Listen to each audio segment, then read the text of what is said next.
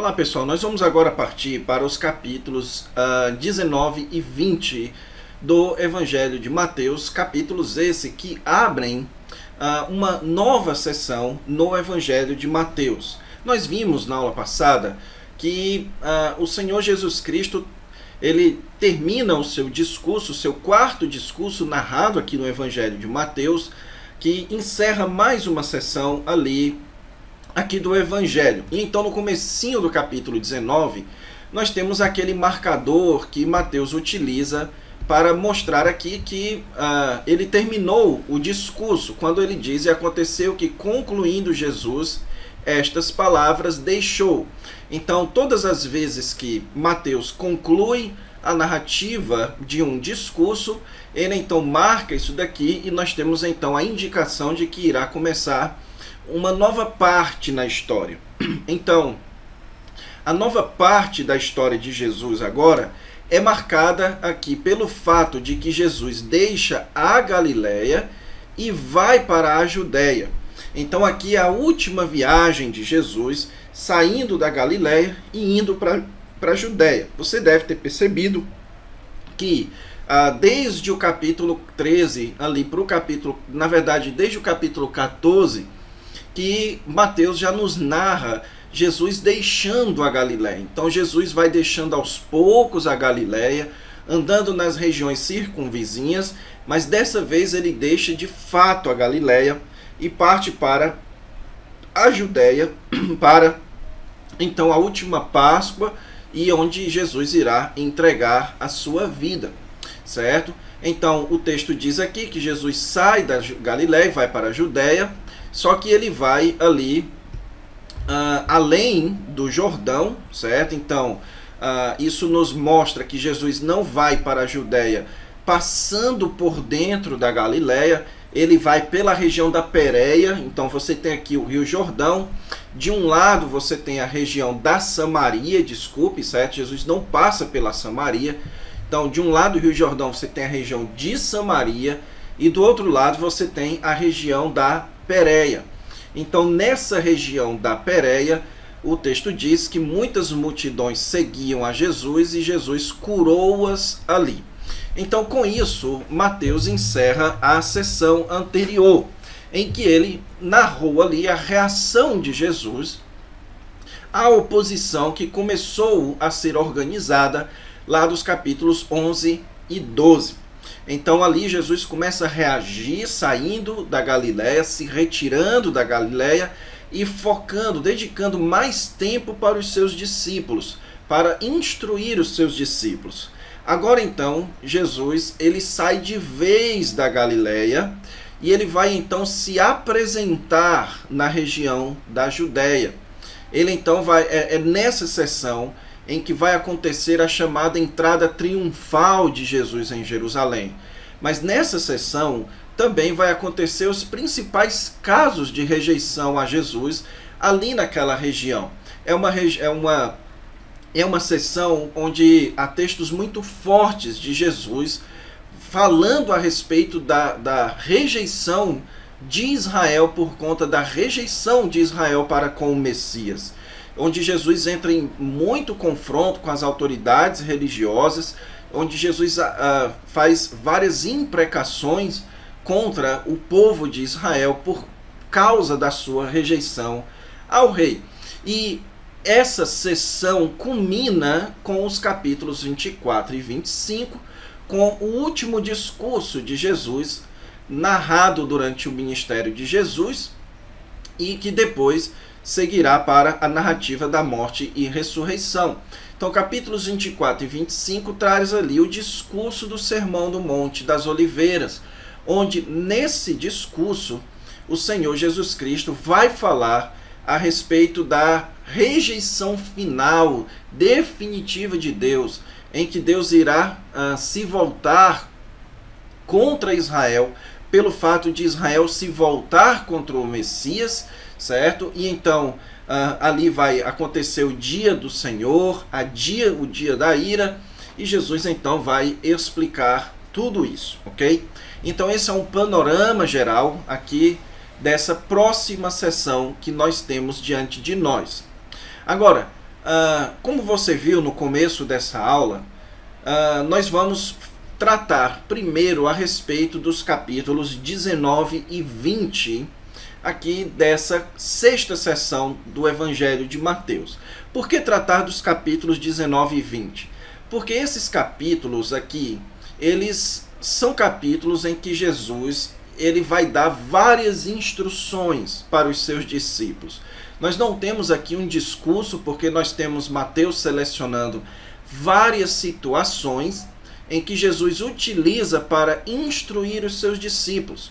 Inclusive, você tem aqui algumas instruções muito semelhantes às que Jesus deu lá no Sermão do Monte. Então, Jesus agora vai continuar a instrução aos seus discípulos, só que agora na região da Judéia, ok? Então, essa é a diferença. Capítulos 19 e 20 mostra Jesus instruindo os seus discípulos ali na região da Judéia.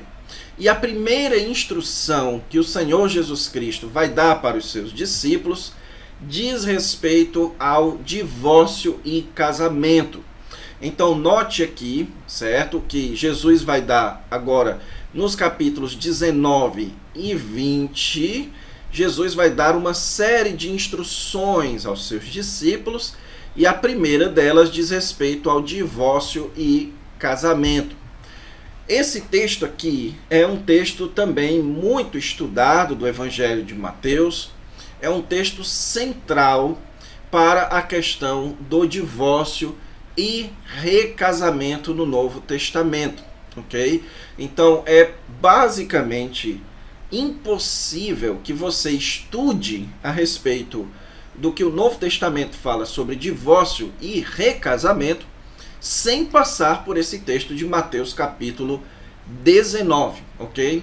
Então, à medida que a gente analisa o texto, eu vou abordar essa questão teológica aqui com vocês e apresentar as formas como esses textos são interpretados e, obviamente, apresentar aquela que eu entendo ser a melhor interpretação desse texto aqui, certo? Então o texto começa dizendo que vão até Jesus alguns fariseus. Isso sugere que Jesus já está aqui na região da Judéia, Jesus não está mais na região da Pérea, certo? Então Jesus já está numa região onde tem vários fariseus, mas é perfeitamente possível que esses fariseus possam ter ido até a região da Pérea, onde Jesus estava a caminho de Jerusalém, certo? Mas aqui é dito que alguns fariseus vão até Jesus e Mateus nos fala que o seu propósito era provar, experimentar a Jesus. Eles queriam pegar Jesus em alguma palavra, ok? Então eles ficavam jogando armadilhas para que Jesus mostrasse ou evidenciasse alguma espécie de deslealdade em relação à lei de Moisés. Isso depois será utilizado como argumento contra Jesus no caso da crucificação. Então o texto diz que eles experimentavam Jesus e o experimento que eles fazem a Jesus gira em torno dessa pergunta aqui. É lícito ao marido repudiar a sua mulher por qualquer motivo? Então, quando eles dizem aqui repudiar, eles estão falando de divórcio, ou dar carta de divórcio, ok? Agora, por que eles fazem essa pergunta aqui para Jesus? Para a gente entender, a gente tem que ter uma ideia, um pouco da ideia do contexto histórico aqui. Então, havia um debate no meio dos judeus, das autoridades religiosas dos judeus, em torno do texto de Deuteronômio, capítulo 24, versículo 1, que diz o seguinte: se um homem tomar uma mulher e se casar com ela, e se ela não for agradável aos seus olhos, por ter ele achado coisa indecente nela, e se ele lhe lavrar um termo de divórcio, e lhe der a mão e a despedir de casa, e aí o texto continua. Então, aparentemente, Moisés está dizendo aqui que o homem pode dar uma carta de divórcio para uma mulher que não é agradável a ele por ele ter achado alguma coisa indecente. Então a questão girava em torno do que era a palavra, do que significa ou do que se refere a palavra indecente. Você tem então basicamente algumas escolas de rabinos, de grandes rabinos judeus, que tinham diferentes interpretações, como por exemplo a chamada escola de Shammai.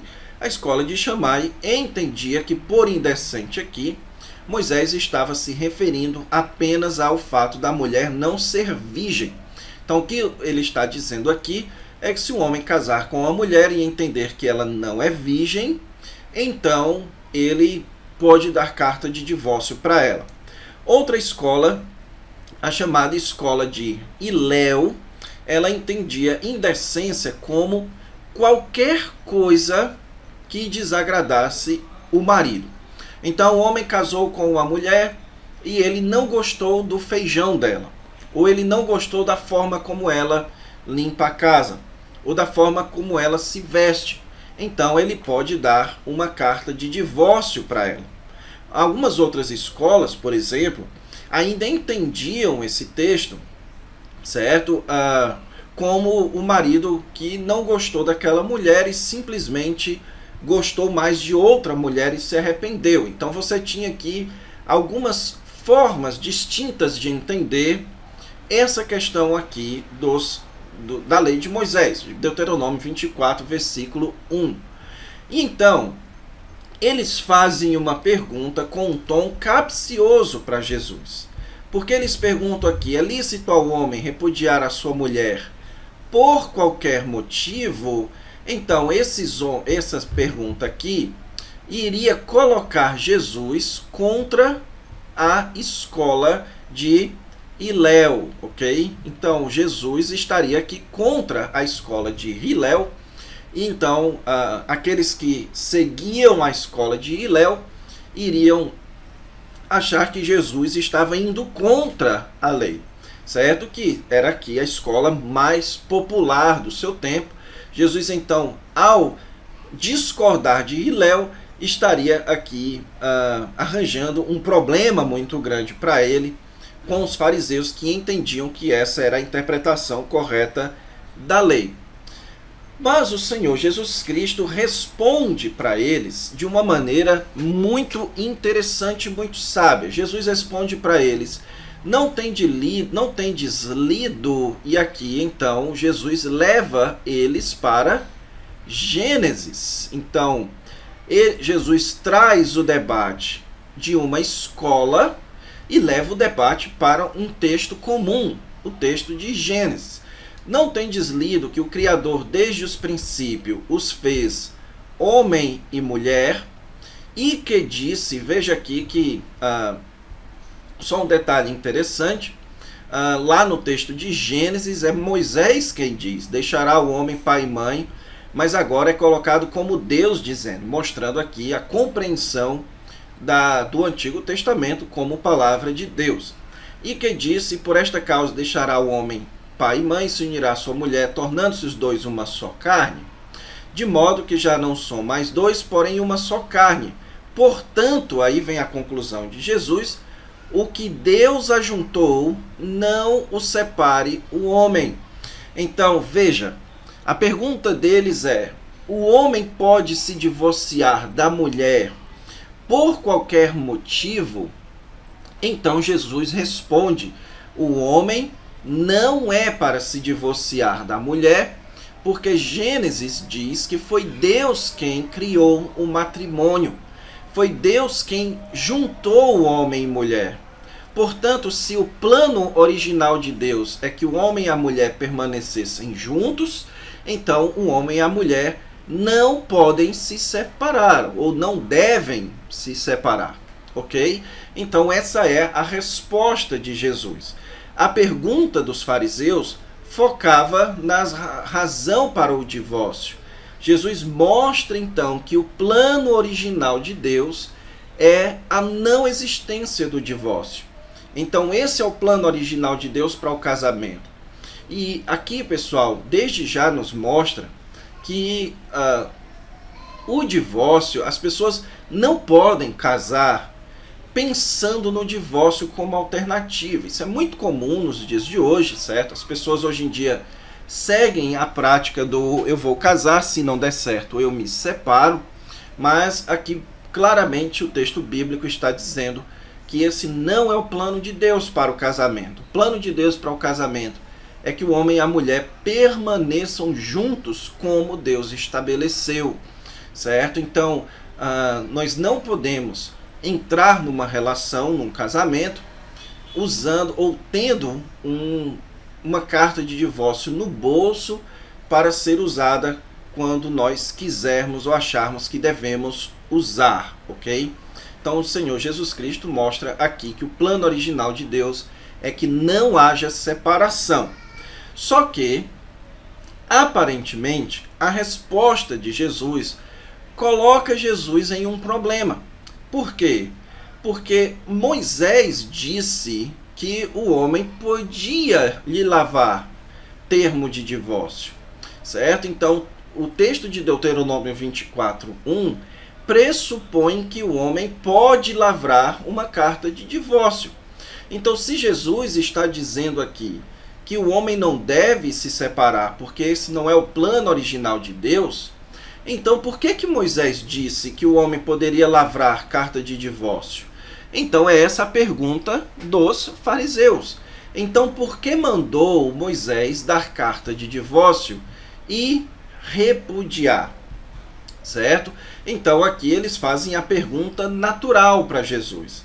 Então por que Moisés diz que o homem pode se divorciar da sua mulher? E aí Jesus responde para eles o seguinte: por causa da dureza do vosso coração. Então o que Jesus está dizendo aqui é que o plano original de Deus é a não separação entre o casal. Mas o pecado entrou no mundo. E uma vez que o pecado entrou no mundo, o pecado entrou no casamento. E uma vez que o pecado entrou no casamento, certo? Por isso que é dito aqui, dureza do vosso coração, ou seja, por conta da presença do pecado. Então, por conta da presença do pecado, o divórcio se tornou um instrumento de proteção da parte violada do casamento. Porque se existe pecado, então há a possibilidade de haver uma violação do casamento, de uma parte ofender a outra de uma forma que isso quebre a aliança. E é necessário, portanto, que haja um instrumento de proteção da parte violada. Então, Jesus aqui está dizendo que por conta da presença do pecado, Moisés vos permitiu. E eu quero chamar a sua atenção aqui para um detalhe, certo? Os fariseus usam a palavra mandou e Jesus usa a palavra permitir. Então veja que os fariseus têm o foco no divórcio. Jesus tem o foco não no divórcio, Jesus tem o foco na manutenção. Então Jesus interpreta que Moisés não manda, Moisés permite, Moisés torna lícito que o homem repudie a sua mulher, certo? Mas Jesus deixa claro que não foi assim desde o princípio. O plano, portanto, de Deus é que o homem e a mulher estejam juntos. É que o casamento ele não seja desfeito. Este é o plano original de Deus. E este plano precisa ser mantido. O foco do casamento tem que ser a manutenção do plano original de Deus, certo? Agora, por conta da presença do pecado, o casamento se torna um ambiente em que é possível que haja uma ofensa que então precise de um instrumento de proteção. E esse instrumento de proteção é a carta de divórcio. Mas veja só que Jesus repete a sua fórmula lá do Sermão do Monte. Ele diz: eu, porém, vos digo. Você deve se lembrar que lá do Sermão do Monte eu expliquei a você que quando Jesus diz eu, porém, vos digo, ele está fazendo aqui uma afirmação de autoridade. Então, existe a escola de Shammai, existe a escola de Hillel a respeito deste assunto. Agora Jesus está dizendo: vocês, meus discípulos, aqui, vocês seguem a escola de Jesus, certo? Então, existe a interpretação do Antigo Testamento dessas autoridades, e Jesus, ele é autoridade para interpretar o Antigo Testamento. Por vezes, Jesus, ele mantém o ensino do Antigo Testamento. Em outras vezes, Jesus, ele abole o ensino do Antigo Testamento, certo? Então, você tem casos em que o Senhor Jesus Cristo diz que isso era dito assim no Antigo Testamento, mas agora isso não serve mais. E em outros casos, Jesus, ele aumenta a severidade do Antigo Testamento, certo? Porque ele é autoridade para ler, interpretar e aplicar o Antigo Testamento com autoridade divina. Então é isso que ele quer dizer aqui: eu, porém, vos digo. Jesus vai então dar agora a sua interpretação de Deuteronômio 24:1, ok? Então eu quero chamar a sua atenção para este fato, que Jesus agora vai interpretar, vai demonstrar a sua interpretação de Deuteronômio 24, versículo 1 até o versículo 4, certo? Essa é a interpretação de Jesus. Ele diz: quem repudiar a sua mulher, não sendo por causa de relações sexuais ilícitas, e casar com outra, comete adultério, e o que casar com a repudiada comete adultério. Então, Jesus aqui está interpretando que a palavra indecente, lá em Deuteronômio 24, versículo 1, ela é o referente da palavra porneia na língua grega, certo? Então, a expressão aqui traduzida, relações sexuais ilícitas, traduz a palavra grega porneia.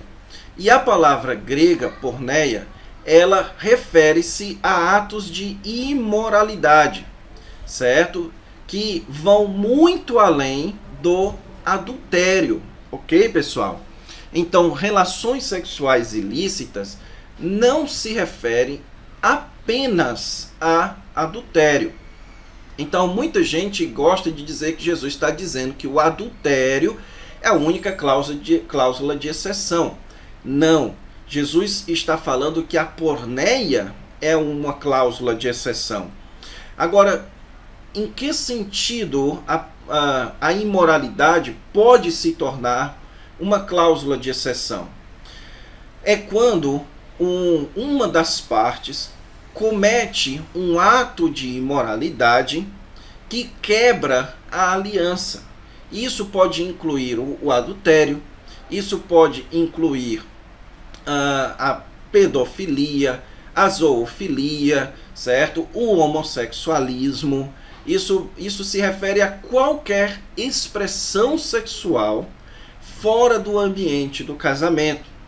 Qualquer expressão sexual fora do ambiente do casamento é, portanto, algo que quebra a aliança, que desfaz o laço matrimonial. Pois quando um homem, por exemplo, se deita com outra mulher que não é a sua esposa, ele se torna um com ela. E isso então dissolve um laço matrimonial. E para então a pessoa ofendida, para que ela seja protegida, ela então tem o direito de emitir carta de divórcio, certo? Então, essa é a interpretação de Jesus de Deuteronômio 24, versículo 1. Então, algumas pessoas entendem que Jesus aqui está falando apenas de adultério e quando o marido abandona a esposa para ficar com outra pessoa. E não é esse o sentido, ok? Jesus não fala aqui de adultério. Jesus fala aqui de porneia, de relação sexual ilícita. Então, só o fato do homem ter um contato sexual fora do casamento, isso então já dissolve a relação e a parte ofendida tem, portanto, o direito de emitir uma carta de divórcio, certo? Então, Jesus aqui está ensinando que o casamento tem que ser mantido, mas a pessoa ofendida por um ato de relação sexual ilícita tem o direito de emitir carta de divórcio. A pergunta que geralmente se levanta nesse ponto aqui é: esse é o único caso em que o homem pode, ou que uma das partes pode emitir uma carta de divórcio, certo? Bem, se você ler o restante do Novo Testamento, você vai perceber que não. Então, alguns entendem que esse texto aqui é o texto onde Jesus está falando da única exceção em que a pessoa pode emitir carta de divórcio. Dentre todas as situações, essa é a única exceção. Como se Jesus estivesse, então, aqui modificando os diversos casos em que uma das partes era permitido dar carta de divórcio do Antigo Testamento. Jesus, então, está abolindo tudo isso e está estabelecendo apenas uma cláusula de exceção. Mas isso não condiz com uma correta interpretação desse texto. Por quê? Esse texto aqui de Mateus 19, ele está tratando especificamente sobre Deuteronômio 24:1, sobre qual é a interpretação correta deste texto. E Jesus então diz que, por indecente lá, o que Moisés está afirmando então é uma porneia, uma imoralidade sexual, uma relação sexual ilícita, certo? Então é esse ponto que Jesus está tratando. Lá em 1 Coríntios capítulo 7, o apóstolo Paulo trata de um outro caso em que é permitido que você dê uma carta de divórcio, que é quando você é crente e o seu marido, a sua esposa, não é crente, e ele então decide abandonar você por isso. Ele não quer ficar com você porque você é crente. O apóstolo Paulo diz: você não está sujeito à servidão, ou seja, você pode emitir aqui uma carta de divórcio, certo? Agora, se você perceber, tanto o caso de Deuteronômio 24, quanto o caso de 1 Coríntios capítulo 7, quanto o caso da viuvez, que permite, que rompe a relação do casamento, esses três casos têm uma mesma coisa em comum na essência. E na essência existe uma ação deliberada de quebra da aliança do matrimônio. Então a relação sexual ilícita, a porneia, é uma espécie de abandono, porque o marido está trocando a sua esposa por uma outra prática sexual. Então isso quebra a aliança. Quando o homem deixa a mulher por causa da sua fé e ele então a abandona, no primeiro século as mulheres eram consideradas viúvas. Mulheres abandonadas eram consideradas viúvas. Por quê? Porque o abandono, ele quebra a relação. E, portanto, quando existe uma quebra, uma dissolução da relação, então o matrimônio se acaba. Eu acredito que quando nós entendemos, portanto, que na essência desse caso aqui e de 1 Coríntios 7 existe a questão do abandono, ou da quebra da aliança, nós poderíamos incluir então como cláusulas de exceção para o divórcio, quando o marido agride a sua esposa, certo? Então isso é uma quebra da relação, porque a relação do matrimônio precisa ser uma relação de cuidado, uma relação de união. Então o marido tem que se unir à sua esposa e se tornar os dois uma só carne.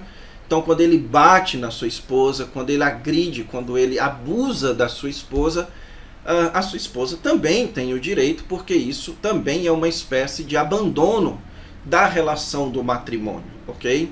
Então, Jesus aqui está refletindo um dos casos de abandono da relação, que é o caso da imoralidade, da relação sexual ilícita, certo? Então, lembre-se disso. Eu, particularmente, entendo que Jesus aqui não está dando a única cláusula dentre todas de exceção para o divórcio, certo? Jesus está falando aqui de Deuteronômio 24. Outro ponto também muito debatido aqui nesse texto é quanto à carta de divórcio, certo? Aqui, quando Jesus fala dar uma carta de divórcio e repudiar. Essa carta de divórcio, ela libera alguém para casar de novo? Então, Jesus aqui está falando de recasamento, certo? Eu acredito que sim. Então, lá no primeiro século, a carta de divórcio era um documento que colocava o homem e a mulher em uma situação de como eles não fossem nem sequer casados. Então, ambos poderiam se casar de novo. Em Deuteronômio, capítulo 24, ele pressupõe isso. Veja que em Deuteronômio 24 é dito o seguinte, que se ele lhe lavrar um termo de divórcio e lhe der na mão e a despedir de casa, e se ela, saindo de casa, for se casar com outro homem, veja, e se este a aborrecer e lhe lavrar termo de divórcio e lhe der na mão e a despedir da sua casa ou de seu último homem, que a tomou para si, vier a morrer, então o seu primeiro marido que a despediu não poderá tornar a desposá-la para que seja sua mulher, porque ela foi contaminada, isso é abominação diante do Senhor. Então, na lei de Moisés, pressupõe-se que a carta de divórcio é uma liberação para casar de novo, certo? Então, isso está pressuposto, ok? Então, o que Jesus está dizendo é que a interpretação de Deuteronômio 24, versículo 1, implica que, se houver um caso de relação sexual ilícita, a pessoa ofendida pode emitir uma carta de divórcio e divorciar-se para casar com uma outra pessoa. E é então aí que Jesus diz que, se alguém repudiar a sua mulher, não sendo por causa de porneia, interpretação de Deuteronômio 24:1, e casar com outra, e aqui sim vem a inclusão de Jesus, aqui sim vem a parte da autoridade de Jesus. Se ele então se casar com outra, ele comete adultério, e o que casar com a repudiada comete adultério. Então a carta de divórcio não serve quando a questão não for relação sexual ilícita dentro dos limites de Deuteronômio 24, versículo 1. Então Jesus aqui está confrontando a escola de Hillel. Ele está dizendo o seguinte, não é por qualquer razão, certo?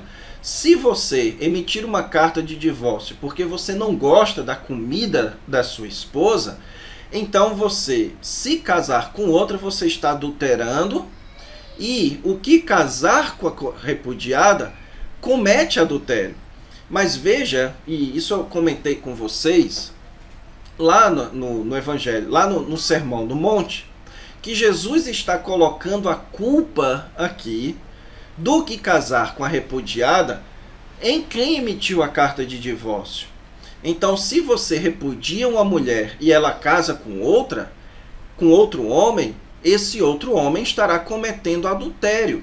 Mas a culpa do adultério dele não é dele. A culpa do adultério dele é sua, porque você foi que expôs essa mulher a tornar-se adúltera, certo? Então, Jesus está dizendo aqui, não se pode repudiar a sua mulher, a menos que seja por um caso de porneia, ok? Então é isso, pessoal, essa interpretação aqui desse texto é um texto relativamente difícil, que exige mais aprofundamento da sua parte.